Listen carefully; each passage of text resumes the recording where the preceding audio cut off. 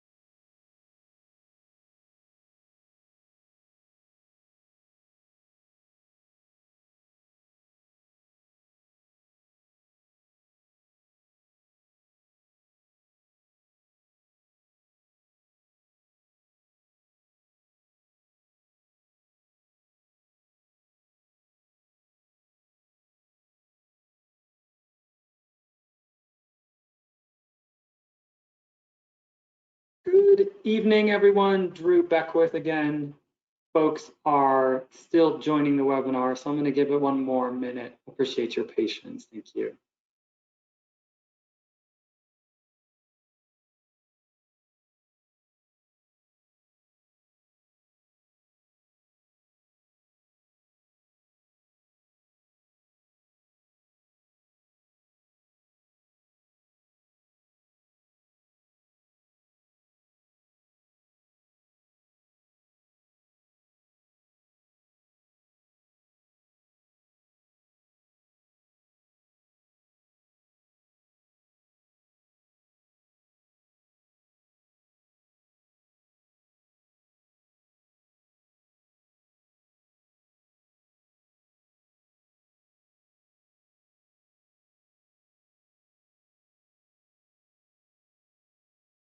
Okay, I made you wait for 4 extra minutes, so we're going to get started.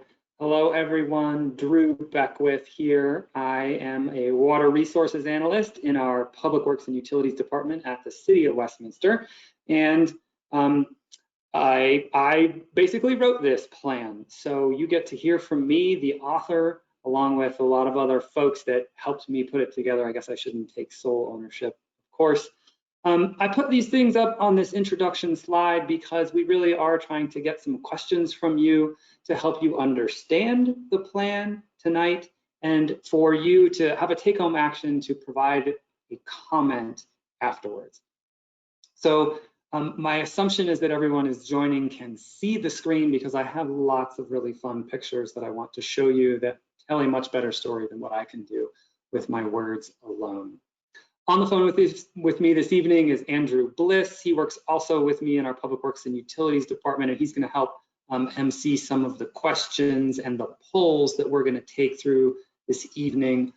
My goal tonight is to give you all an overview of the plan, give you the sort of the context of what's going on, and to honestly to celebrate a lot of the great successes that we've had in the City of Westminster so far. I cannot review the whole plan for you. It's too long for me to do that. You wouldn't want to be around to hear it. I want to pique your interest and hopefully give you some interesting things to think about. And again, I'll say, please, the point of this presentation with you this evening is to let you know more about the plan so you can provide an informed comment back to me about how we can make the plan better. We have a public comment period for 2 whole months, and now is the great time to tell me what we can do different. So there is a question box. It might be to your right. It might be if you're on your phone. It might be down below, but Andrew is going to be collecting questions all throughout my presentation, and I'm going to stop 2 times in the middle of the presentation today to answer those questions. So don't hold them to the end, get them in the chat box, the question box, excuse me, as soon as you hear them. So with that, we are actually going to start with a poll because I would love to know who is on the telephone with us tonight. So Andrew, can you make our poll live? Thank you, Drew. So the poll is now live and you can click the screen and provide your answer.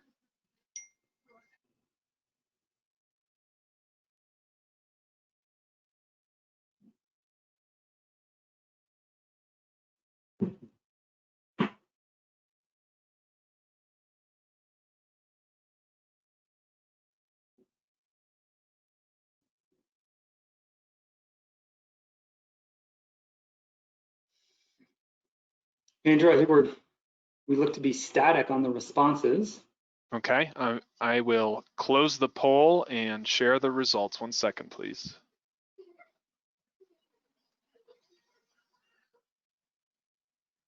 I am now sharing the results. Drew, correct me if I'm wrong, but I don't think you can see the results, so I'll read them out.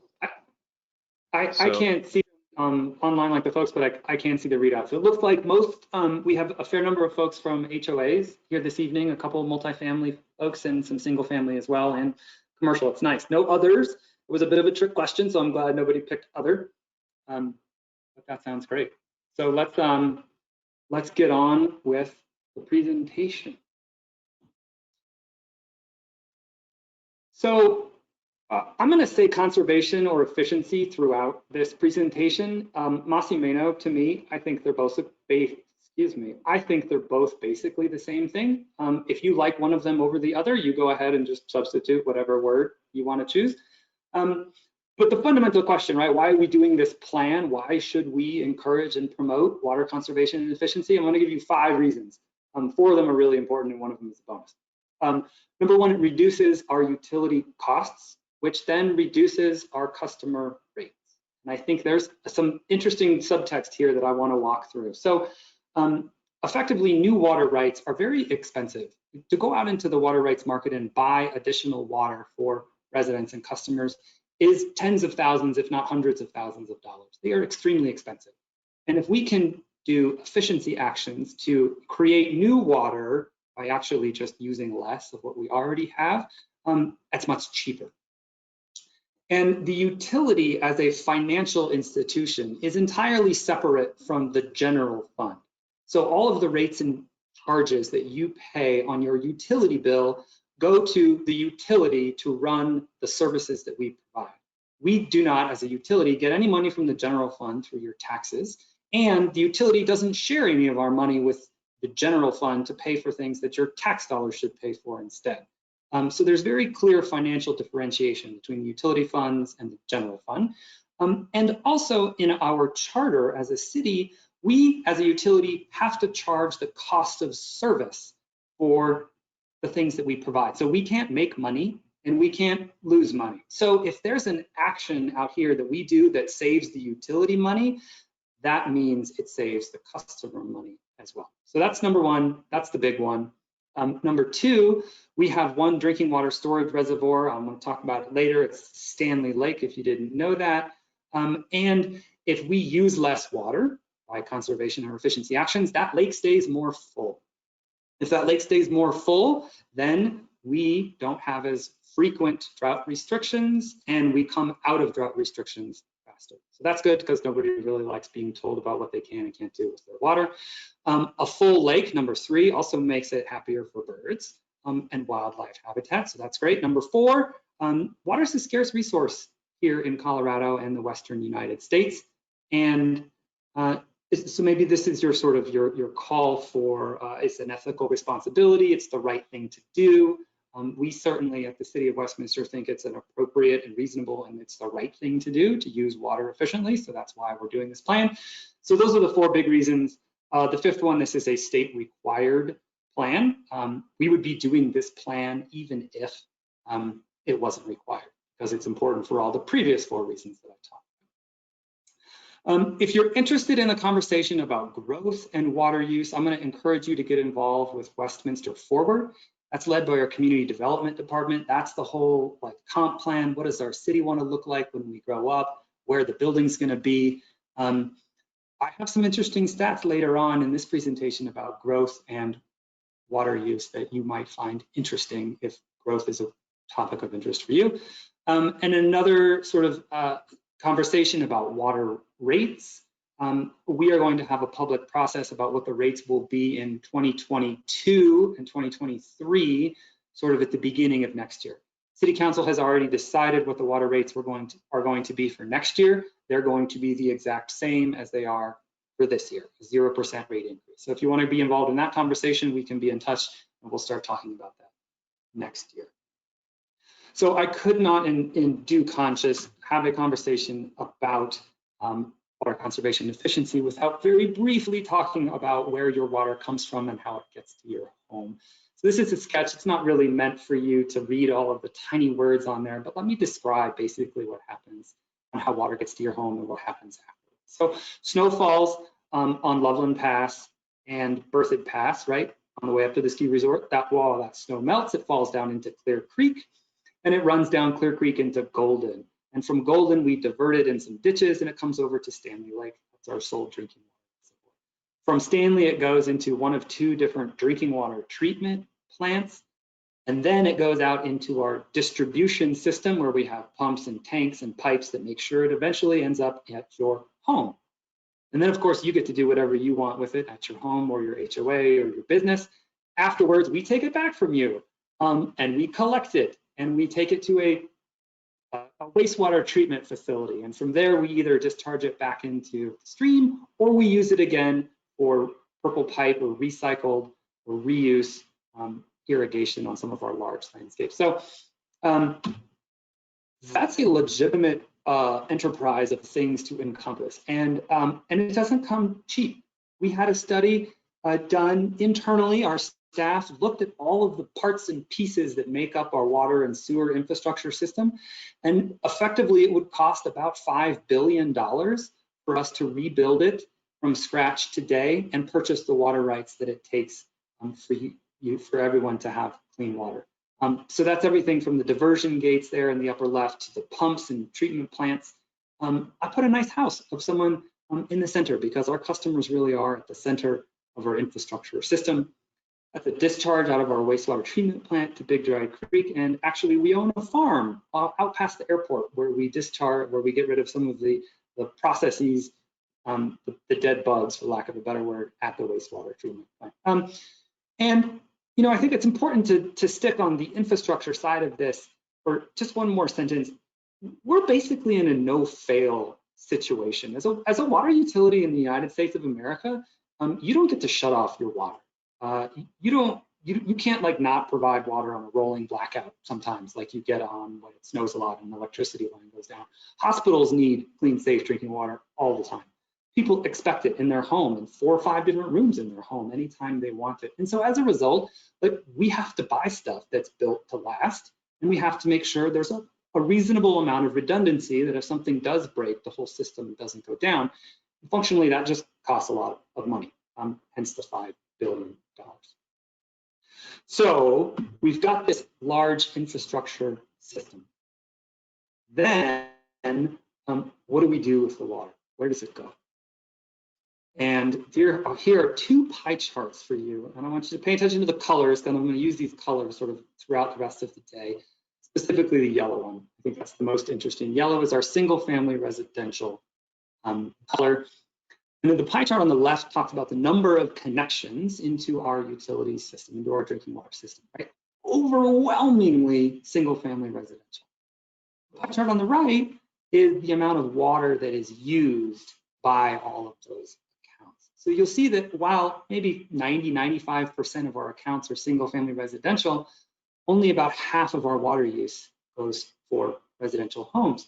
The purple and the green wedges there on the right side are our irrigation only accounts. So if you're in an HOA, maybe one of those is yours. For the business owners, the gray wedge is all of our commercial, retail, hotel water uses. The black is our wholesale water that provide to Federal Heights. So sort of thought that that's kind of an interesting idea about where our water goes throughout the year. This next slide shows over the course of the year, when do we use water? Westminster is a summer peaking utility. And what that means is that our biggest peaks of water use happen during the summertime. You can see that this is the dashed blue line is the total water use from all of our accounts. Again, same colors, the yellow here, single family residential. You can see we kind of use a flat amount of water in January, February, March, and then folks turn on the irrigation systems and we start using a lot more water into the summertime, and it comes down. And what's really important about this summertime peak is that this peak drives the size of our infrastructure system. The utility has to be able to provide clean, safe, reliable drinking water every single day of the year when it's been hot for a week and everyone has turned on their irrigation system. So this summertime peak makes pipes be large, makes pumps be big, makes tanks be huge. If we can reduce the summertime peak, that has significant cost savings for the utility, significant benefits for our customers, as I've sort of tried to tie that already together. So, maybe some questions that I would ask you for your feedback on is, should we be focusing on indoor water use or outdoor water use? From the previous slide about the customers and their accounts, should I focus on all of our customers, or should I focus on the most of our customers? The reason behind why we have a summertime peaking utility is because we have landscape preferences in the Front Range that are probably more suited to the East Coast. We have a lot of Kentucky bluegrass, and Kentucky bluegrass is great for athletic fields. It's very pretty, it's green. It also uses about 3 feet of water if you're in Denver. It uses 3 feet of water to stay healthy. If you're in Denver where it only rains a foot and change, you've got to put on about 2 feet of water to keep your Kentucky bluegrass clean, happy and green. So that's just a lot of water. We're going to drill down on this even one more step. Outdoor water use takes up about half of the water use that a normal home in Westminster uses throughout the course of the year. If you look at the indoor side of things, I've been talking a lot about outdoor. On the indoor side of things, your number one water user is the toilet. And if you've been at home because of COVID, you've been flushing your toilet more. I wouldn't be surprised if your water bill is a little bit higher than it used to be for that reason, because you're probably using more water indoors. Second most highest user is your shower. Super quick and easy water efficiency action is to replace your shower head with a WasherSense labeled shower head. Those not only performance tested to work well, they also use a bunch less water. You'll save money on your water bill and on your electricity bill. So all of this said, my last slide before our first question break. This is like my proof in the pudding slide. So I'll call your attention. The blue line at the top is our total annual water use from 2000 to 2020. 2019. The orange line is population growth over that same time period. And what you'll notice is that population is going up over the past 20 years, but water demand is actually going down. People are like, what? That doesn't make a ton of sense. So what's happening here really is like 50 years of effort on behalf of the city of Westminster. I don't get to take all of the credit for this. We've been doing conservation and efficiency programs for a long time. There have also been significant changes at the state legislature. You can't go buy a 5-gallon per flush toilet anymore. There's changing societal values about what's an appropriate landscape. Water rates have increased. It's more expensive to water turf grass today than it was 20 years ago. So for all host of reasons, each individual customer is making small actions to reduce their water use. And collectively, amongst our 30,000 customers, all of these small actions have added up in a way that has basically negated any new demand from population growth. Westminster took a much more detailed look at this about 5 years ago. We did a seminal study with our staff and a consultant that has since been replicated by 5, 10 other utilities across the United States, where we said, okay, well, how much money have we saved by conserving? What good has happened because of this? And we found out that had folks not conserved over the past 30 years, water rates would have been about double what they are today, right? And the water rates would have had to be double because our pipes would have had to been bigger. We would have had to have more pumps. We would have had to have bigger tanks. We would have had to purchase more water rights. All of those things that I was talking about earlier add up to real dollars. So this is a congratulations, a celebratory, like good news thing here for the city, for our residents, for our customers. This is a great thing. So that's the whole first part about where our water comes from, how it gets used, and some great successes of conservation. So before I go into the second part of our presentation, we're going to stop for our first question break. So take it away, Andrew. What have we heard yet so far? Thanks, Drew. We have a few questions. I'll give them to you individually. So first from Amy, what support, education, funding, and services will the city offer for HOAs to reduce their outdoor water use? Amy, an excellent question, and one that I would love to have your opinion on about what would be most helpful to your HOA. I will briefly mention my HOA point later in the second half of this slide, but functionally, I don't have a lot of meat on that one, and I would really love to hear what would be most helpful for you. So please, at the end of our presentation tonight, have a gander at the plan and provide me a comment online. Next question from G. Shea.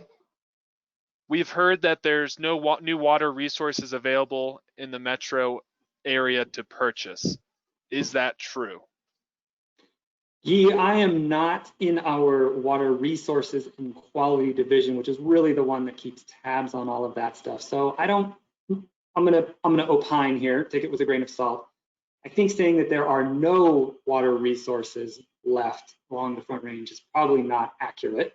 What would be more accurate would be to say that those that are left are very expensive and are hard to fit into Westminster's existing water rights system. So not that there's none, but they're hard to get and they're really expensive. And I hope that we make as many choices as possible to make sure we don't need to purchase additional water rights. And so G-Shay, maybe we'll, if you could provide us your email address or phone number, maybe we'll follow up after this meeting just to give confirmation to our answer there. Next question, also from G-Shay, is treated water the same price as non-potable water per 1,000 gallons? Good question. Potable water is more expensive than our reclaimed water. So our current policies are to charge our recycled, reclaimed, reused, the purple pipe water at 80% of the potable rates. So you get a 20% discount on recycled water. That's great. And if G-Shay, if I didn't convey your question correctly, please feel free to ask it again, and we'll get back to it. And then lastly, right now, our last question from Ron, is there still a plan to increase the size of Stanley Lake? Ron, good question. I have only been an employee at the City of Westminster for a little over 2 years, so we're gonna have to get back to you on that question. I personally don't know.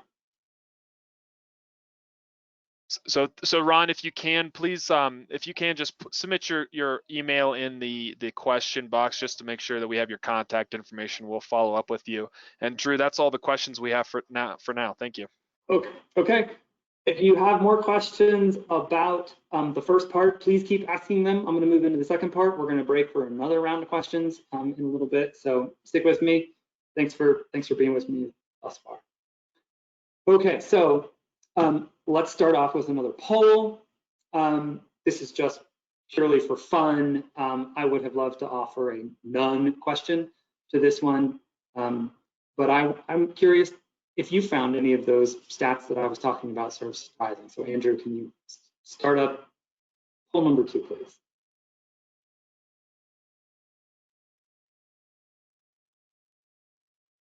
Poll number 2 is now launched. Feel free to click on your screen to provide your answer.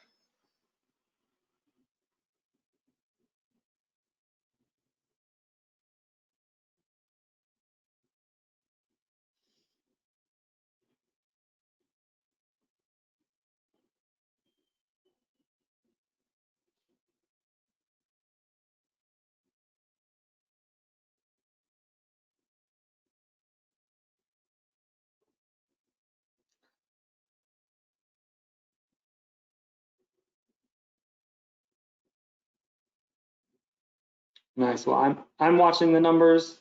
Oh, still getting a few more late votes. Andrew, you want to close it and share it? It is now being shared. It looks like a lot of you found the fact that total water use has declined over the past 20 years to be interesting or surprising. I agree with you. It was a really interesting and surprising result that staff has unearthed over the past couple of years, and we're actively planning about what to do in this situation.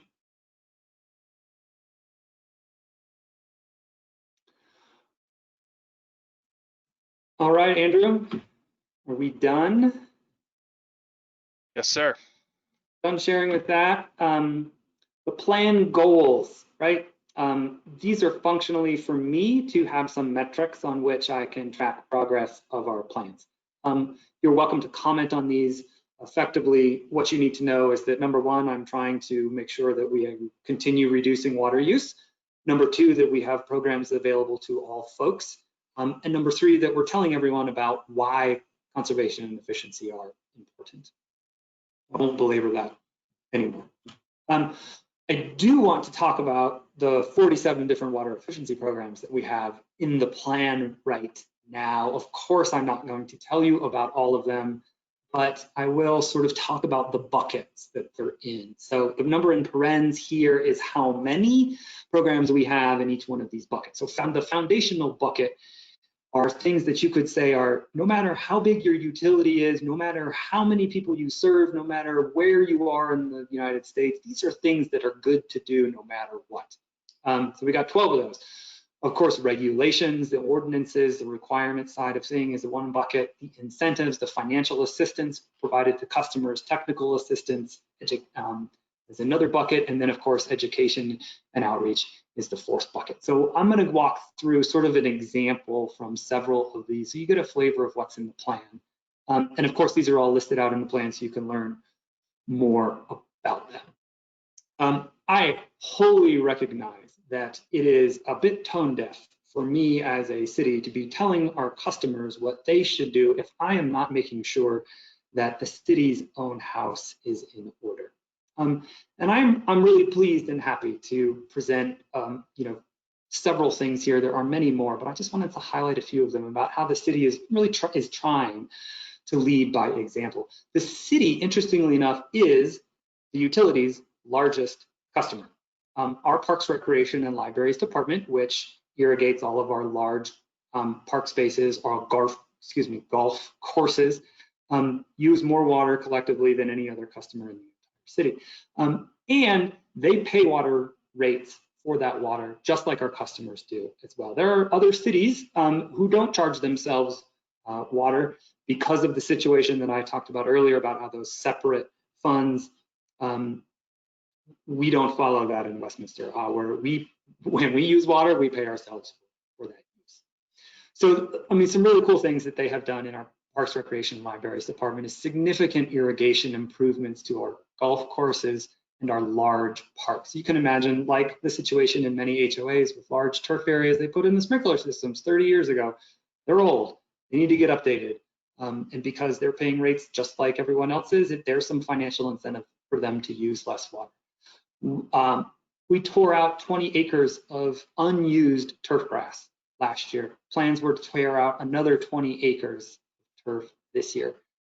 We have a greenhouse where we grow lots of plants that are perfect for Colorado's arid environment. This is a beautiful snapshot of the City Hall Public Safety Center area. This is a demonstration garden. All of these plants came out of the greenhouse here from Westminster. They're beautiful, they have color, they're easier to maintain, they're fun, they're interesting. So we'd like to show off those plants as well.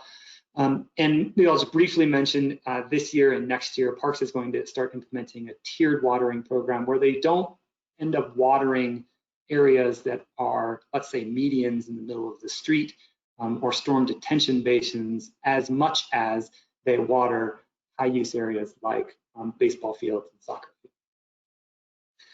So off of the city and onto the fun things that I think are helpful to our customers. We are midway through replacing every single one of our old water meters, our smaller meters, the ones that serve our homes, with some solid state new water meters. So they don't have any moving parts, which is pretty cool, so they last longer. But we're also in the process of developing a customer data portal. So you as a customer are going to be able to log in to this website and be able to look at your water use and what has happened every single hour instead of just getting it once a month. So we think this is going to be really impactful for folks to be able to understand how much water their yard uses, or if they had a leak. These systems will automatically notify customers if there's a leak. So it's very powerful, super cool stuff. Very excited about it. So again, we're halfway through. Hope to have that up and operational before next summer, before the next summer irrigation system gets going.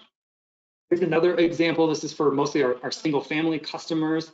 I do have money to occasionally do a couple HOAs with this program. This is a sprinkler consultation. So we have a technician come on site, evaluate your irrigation system, make sure you're not doing any leaks, and they provide a customized schedule for efficient water use at your home. We do around 350 of these every single year, and they're I like them a lot. They're a wonderful educational opportunity, but they also end up, saving most residents water and money off their utility bill. The new program we started up this year is our lawn removal service. So a lot of folks have grass and don't necessarily want grass. Like here's a great picture, right? The one on the left of oh man, there's some grass in between my driveway and your driveway. Well, it's probably not getting used all that much unless I'm walking on it to mow it. So how about you take it out? If you want to spend $1 per square foot, I will match it at $1 per square foot. So for $2 a square foot, we can take out that turf. We will hire a contractor to come to your home, rip up that turf, compost it offsite, and you get left with a beautiful blank slate about putting something in, hopefully with less water use than the turf grass was before. Here's another one on our education program. So hopefully you've seen these as a customer. These are our monthly water bill inserts. These are the past 3 months of bill inserts. We're trying to tell you all sorts of interesting things about the work that our folks do to patch holes in the streets, about the quality of our water, about those resource centrals, the irrigation system consultations, trying to explain why water use has been so high this year by comparison to last. P.S. It's been really hot and dry, so plants need more water when it's hot and dry, and we get more water, our bill goes up. So that's just like a little bit of a flavor of some of the programs that are in the Conservation Efficiency Plan, and I'll hark back to what Amy said about what are you going to do for HOAs? And I readily admit that is a weak point in this plan right now. Please tell me what would be most helpful for you. There's some other fun things in here about potential new programs on rain barrels. I've got some programs on multifamily properties. So a question or a potential comment you could provide, are these the right programs to be offering? Am I giving out too much money, or is it not enough? Maybe we should have more regulations. I've seen a couple emails in the past couple of days about encouraging folks to water only at particular times of day, like not in the middle of the day when it's hot and windy. So I'll pause there, and we'll have our second break for questions. Thanks, Drew. We've got some great questions for you. First from G. Shea, how close to capacity are our pumps at peak? That may be a question we need to follow up on. That's a super interesting question. I would love for one of our engineers to help answer that question. I can't do it for you. So Jishay, we'll have to get back to you on that one. And Jishay, I found out that we can get access to your whatever contact information you provided when you registered for this. That's how we'll reach back out to you. If you want us to contact you in a different way, please submit that through a question. Another question from Jishay is non-potable water, so I think that's reclaimed water, is it available in South Westminster? If not, why not? Our reclaim system does not reach into South Westminster. I'll define South Westminster as south of 92nd, or what's recently been started to call historic Westminster. Our reclaim system only comes down as far south as City Hall. The principal reason behind that is because infrastructure is expensive, and we are prioritizing our reclaimed customers for very large areas of turf grass. So we strategically built it to sort of connect some golf courses with some big parks, with some other major, large turf areas. And so the finances haven't worked out for us to extend that system farther south than 92nd. This question from John: water conservation is about intelligent water usage. Knowing your daily and hourly usage would be very useful. Why do we need to wait until next year to use the new water meter analytics? Yeah, John, great question. We as staff have access to the new hourly water use data as soon as you get a new meter put in.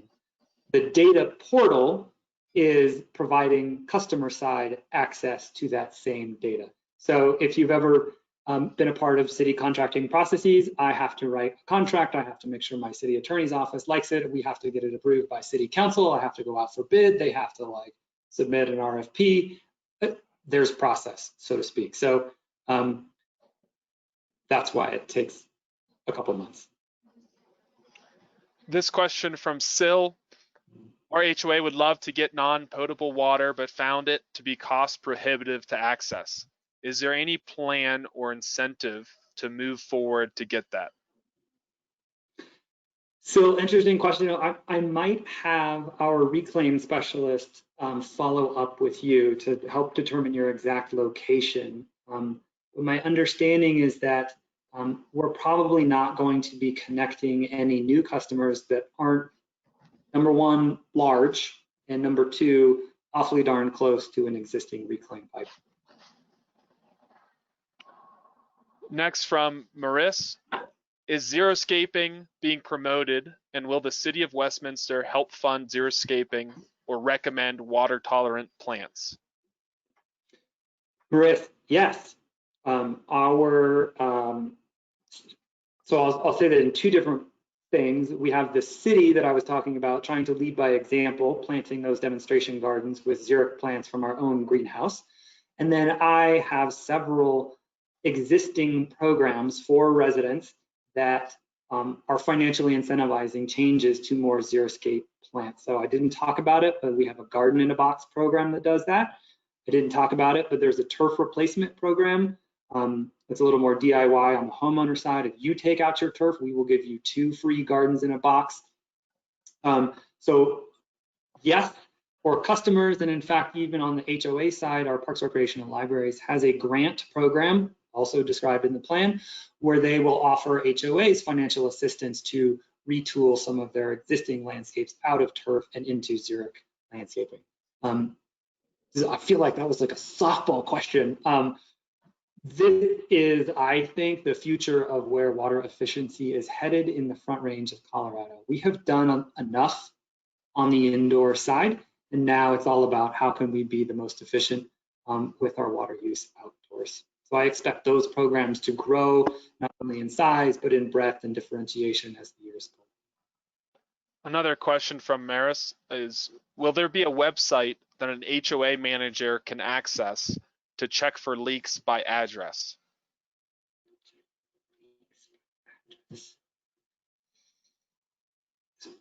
So Maris, I'm thinking about the infrastructure system set up. Wow, it's a little bit complicated. Can I follow up with you on that, please? Another question from Maris is there a water audit program? So the sprinkler consultation program that I did describe is our outdoor water audit program. We do have an indoor water audit program as well, but that's only available to our income qualified customers. Again, another program described in the plan. Great. And now from John, when will the city reduce the amount of irrigated lawns in city parks, golf courses, facilities, etc.?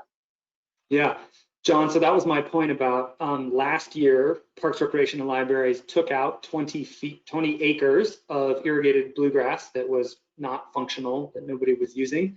Their plan was to take out another 20 acres of turf grass this year, and the tiered watering schedule is also, I didn't talk enough about it, but effectively what we're going to start doing and use probably City Hall, the large turf area on the north side of City Hall, as a demonstration site for this.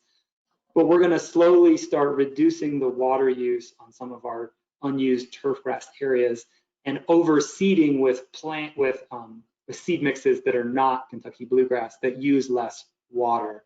And sort of it's a gradual couple-year transition to phase out the KBG, as I like to call it, and other fine fescues and other turf grasses that don't use as much water. So yeah, John, we're on it. We're moving in that direction right now. Sherry, a question from Sherry. She asks, will the new smart meters be available to HOAs? Great question, Sherry. Our meter replacement program is for all meters that are 1 inch and smaller. So depending on the size of your HOA's irrigation meter, maybe yes or maybe no. Sometimes their irrigation meters are bigger, they're 1.5 inches, 2 inch. You can tell if you look at your utility bill, you can tell what size your meter is. So if you have a 1 inch or lower, then yes, it'll get replaced. Next question from Councilor Demont. If it's a different David Demont, I am sorry. Can you tell callers how they can know what billing days will be in each given cycle? Councilor Demont, I cannot tell them right now, but our utility billing department does have a calendar that they use that they make up a year in advance. So we can get that information and publicize it. Right. Question from Sil. We have a green belt. Oh, I'm sorry. Sil, if you can resubmit that question, that would be great. It says we have a green belt by 120th and Zuni for our HOA. That might be a follow-up to a previous question, or if you could expand on that question, that'd be great. Next question from John. Why wasn't the customer portal approved as part of the overall meter replacement project? Was there a pilot program as part of the project rollout? John, I'm going to have to get back with you on that one. I wasn't part of the development of the CIP for changing out the water meters, but I'm sure someone has an answer for why or why not it wasn't included. And Councilor Demont asks, can non-income qualified users pay a service to audit inside water use? Do you have a recommended partner? So, Councilor Demont, we don't offer any financial assistance for non-income qualifying folks to do an indoor water audit. And I don't know if our contractor, our partner on this, if you can pay independently. Their name is Resource Central, and their contact information is all over their website, resourcecentral.org. It would be an interesting question to ask them. But in general, what we find on the indoor side of things is that once someone replaces a toilet, if they've had an old one around for 30 years, and they replace their shower head, they tend to become much more efficient. Clothes washers wear out about every 10 years, so most people don't have 50-gallon top-loading clothes washers anymore. Dishwashers, the same thing. It's really like those toilets tend to stick around for a long time. So if folks are interested in improving water efficiency in their home, stick with the toilet and the shower head. Those are pretty easy. And I think that's it. Sil was just clarifying on following up on a previous question, and so I think we've answered all the questions, and we'll of course follow up. Great. Yeah, lots of great questions. Sorry, I am just one person, and I don't know everything about the utility, though I wish I did. So one more slide from me, which is basically to tell you what the next steps are in this plan. So we released this plan about 2.5 weeks ago. We have a 60-day public comment period, so that comment period will end on October 5th.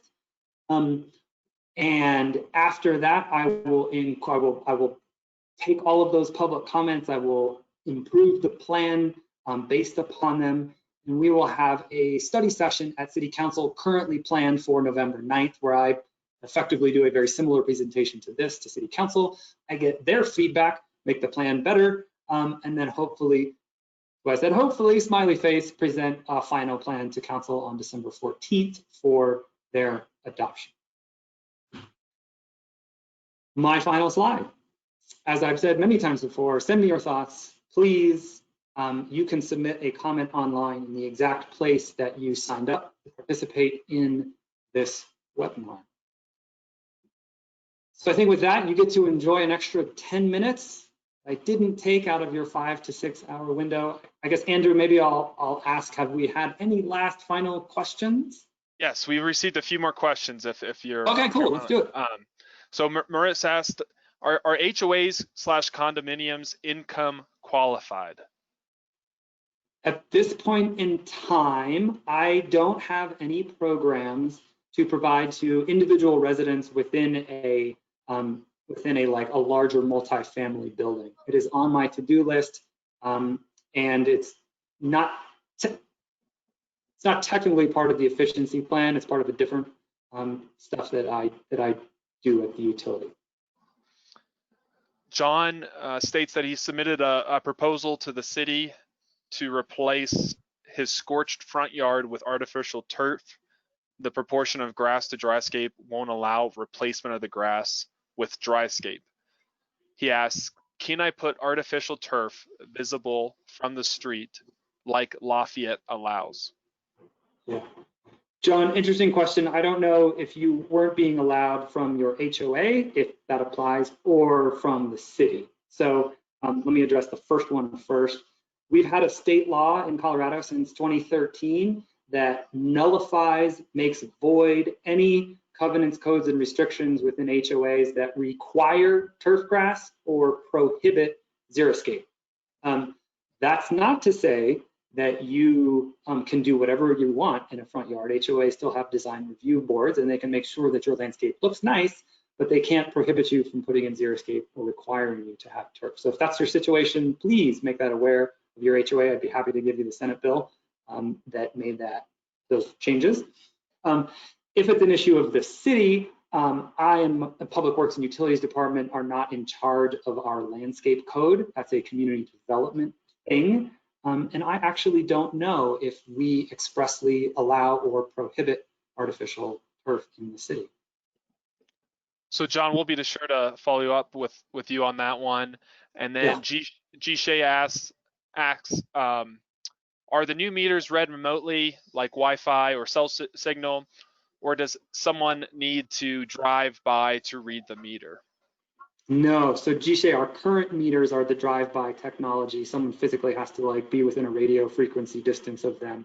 The new ones are remote read from the office. So on a daily basis, that water use information gets, sent up to the cloud over into the utilities software. So every day we sort of get the information of water use. We are still going to continue to bill on a monthly basis, but we will be getting the daily input automatically. And finally, John just clarified that his HOA defers to the city. So John will be sure to follow up with you on that. And those are all the questions that I have. Thank you. Cool. Hey, well, thanks everyone very much for your time this evening. I hope you learned something. I hope I encouraged you to send me a comment if I piqued your interest on something on water use tonight. Fantastic. Again, really appreciate your time, and we'll talk with you later.